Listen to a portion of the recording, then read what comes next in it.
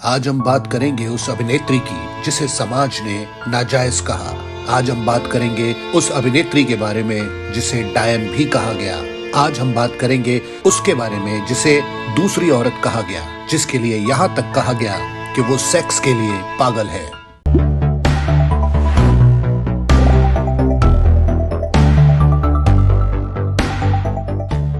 मैं सिर्फ एक एक्ट्रेस नहीं हूँ, बल्कि एक बदनाम एक्ट्रेस हूँ जिसका सड़ा हुआ अतीत है और जिसके बारे में मशहूर है कि ये सेक्स के लिए पागल है। जी हाँ, सितंबर 1973 में 1973 में ये सारी बातें खुद महान अदाकारा रेखा ने अपने एक इंटरव्यू के दौरान कही थी। उनका पूरा नाम भानुरेखा गणेशन।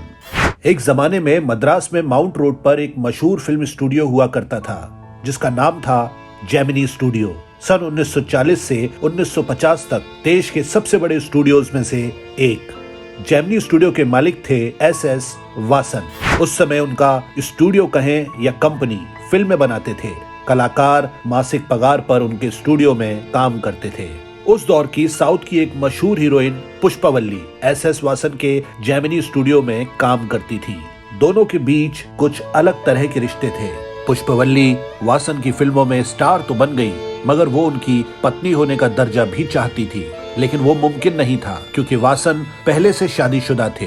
वासन पुष्पावल्ली को सब कुछ देने को तैयार थे सिवाय अपने नाम के।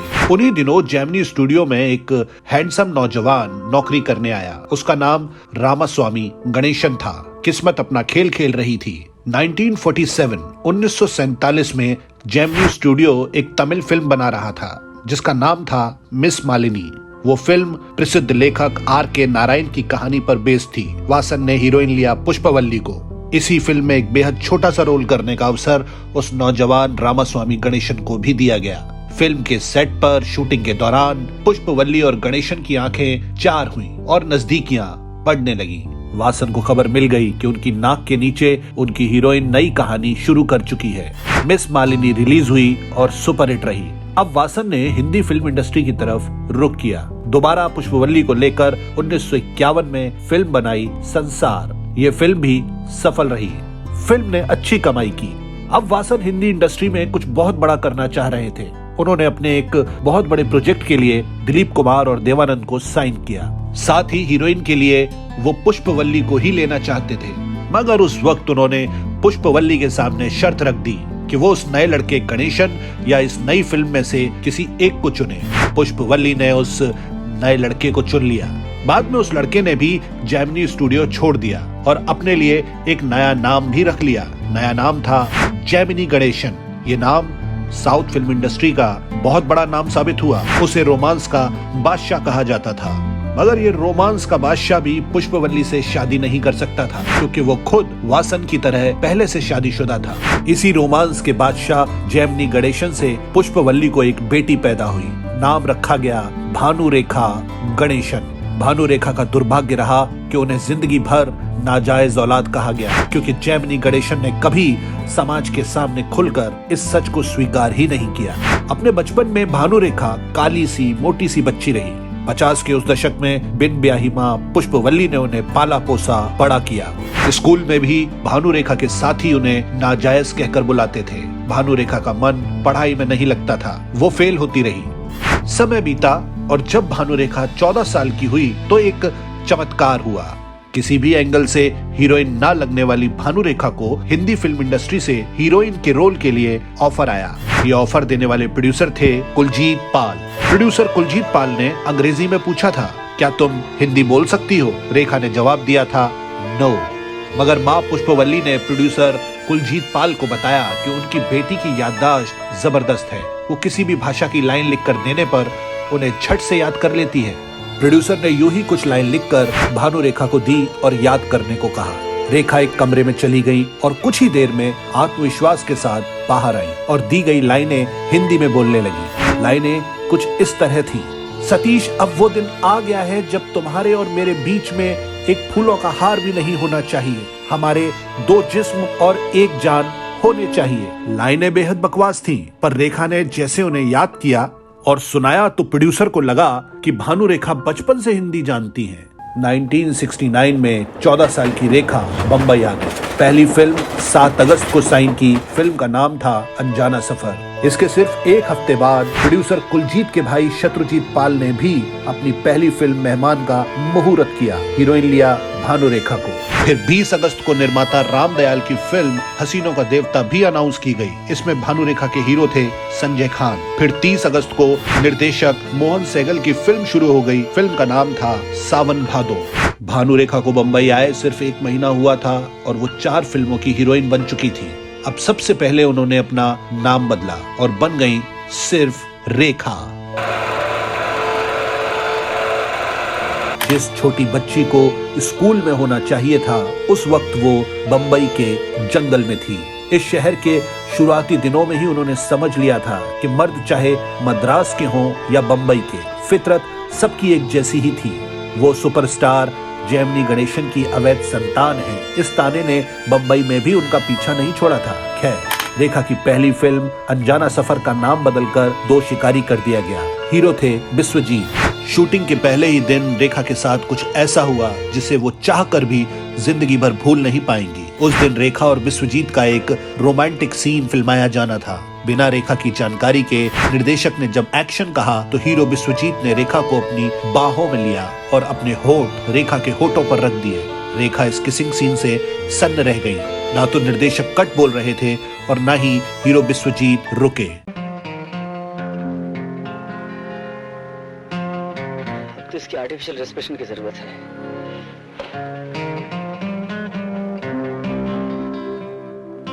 ये सीन लगभग 5 मिनट तक चलता रहा।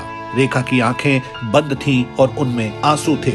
हालांकि बाद में विश्वजीत ने एक इंटरव्यू में बताया कि ये सब मैंने फिल्म के डायरेक्टर के कहने पर किया था, इसमें मेरी कोई गलती नहीं थी। एक बार एक पत्रकार ने रेखा से सवाल पूछा, आप हिंदी फिल्म इंडस्ट्री में क्यों आई हैं?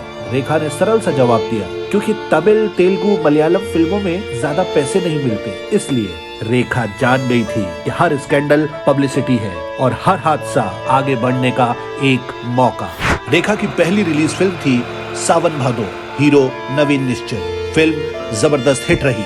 फिल्म ने कई जगहों पर सिल्वर जुबली मनाई। बिना स्टारों की कम बजट वाली इस फिल्म ने सफलता के झंडे गाड़ दिए थे। फिर शुरू हुआ कभी न रुकने वाला सफर। फिल्म दर फिल्म रेखा के लुक्स बेहतर होते गए और उनके कपड़े पहनने का ढंग भी। रेखा की जिंदगी में करियर के हिसाब से सब बेहतरीन होता चला गया, मगर लव लाइफ हमेशा खराब रही। 1972 में अपनी एक फिल्म की शूटिंग के दौरान अभिनेता जितेंद्र से अफेयर हुआ। ये शायद उनका पहला प्यार था। जितेंद्र के साथ उनकी ये फिल्म एक बेचारा हिट हो गई। सब कुछ ठीक चल रहा था, लेकिन पता चला कि जितेंद्र की कई सालों से एक गर्लफ्रेंड है जिसका नाम शोभा है। जितेंद्र शोभा को छोड़ने को तैयार नहीं हुए। इस बात पर रेखा और जितेंद्र के झगड़े सेट पर भी होने लगे और फाइनली वो रिश्ता किसी अंजाम तक पहुंचने से पहले ही टूट गया। जितेंद्र के बाद रेखा को पसंद आए एक्टर विनोद मेहरा। उस दौरान विनोद मेहरा इंडस्ट्री में अपने पैर जमाने की कोशिश कर रहे थे। जल्द ही रेखा और विनोद मेहरा की खबरें बाजार में आने लगी। दोनों हमेशा साथ में देखे जाते। रेखा अपने नए रिश्ते को छुपाने वालों में से नहीं थी। हमेशा की तरह वो बढ़ चढ़कर अपनी मोहब्बत का ऐलान कर रही थी। Film magazine star and style को दिए एक इंटरव्यू में उन्होंने कहा था, मेरे जन्मदिन पर विनोद ने मुझे किस किया, लेकिन सुबह के वक्त और मेरे बेडरूम की प्राइवेसी में। लेकिन वहीं दूसरी तरफ विनोद मेहरा की माँ कमला मेहरा, उन्हें ये सब बेबाकी आजाद ख्याली पसंद नहीं आ रही थी। विनोद की मां ने साफ साफ कह दिया था कि वो इस रिश्ते को मान्यता नहीं देंगी। हुआ भी ऐसा ही। जब विनोद और रेखा कलकत्ता में शादी करके वापस बम्बई अपने घर पहुंचे तो मां कमला मेहरा ने खूब शोर मचाया। सीन फिल्मी था। आशीर्वाद लेने रेखा झुकी तो कमला मेहरा ने उन्हें धक्का दे दिया, भला बुरा कहा। विनोद मेहरा ने जैसे तैसे रेखा को समझाया कि फिलहाल रेखा वापस अपने घर चली जाए।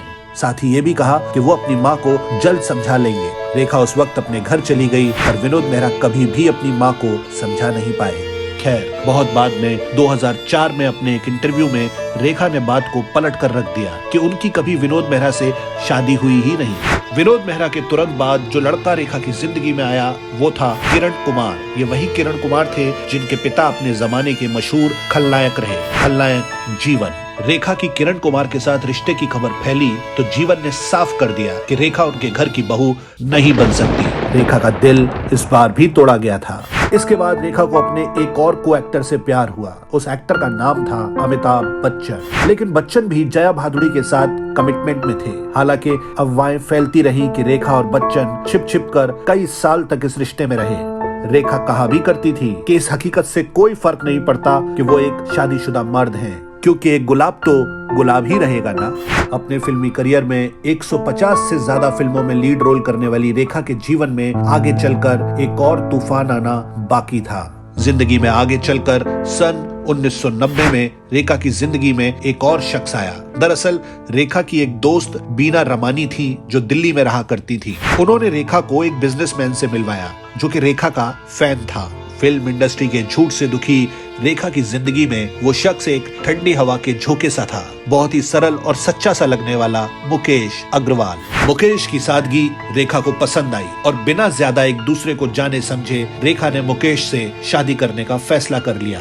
रेखा और मुकेश ने एक दूसरे के अतीत में झांकना जरूरी नहीं समझा और यही वजह रही कि रेखा का दिल एक बार फिर टूटने वाला था। मुलाकातों का सिलसिला एक महीना भी नहीं चला था और 4 मार्च 1990 को मुकेश ने रेखा के सामने शादी का प्रपोजल रखा।